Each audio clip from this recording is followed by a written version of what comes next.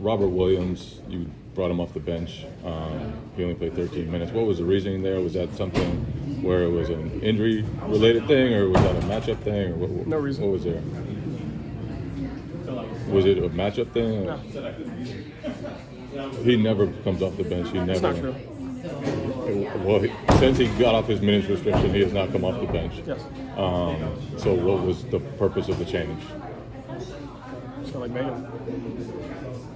What swung midway through overtime after you guys took the 5-point lead there? Excuse me? What swung halfway through overtime once you guys took the 5-point lead there? Yeah, I just thought we got a couple empty possessions. We missed a couple open shots, and then they did a good job.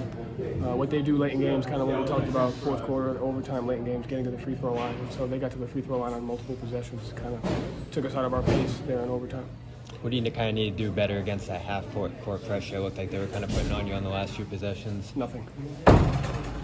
Joe, I don't know you don't believe in moral victories, but without 4 stars to push the number 2 seed with fully healthy and Giannis. Yeah, I think a moral victory takes away from our guys. Our guys are NBA players. They did a great job, regardless of who's out there. We put ourselves in a great position to win the game. We made a lot of plays. They made 1 or 2 more plays than we did. And it's 2 great teams playing against each other. So moral victory takes away from our guys, who played their asses off. How much was fatigue a factor?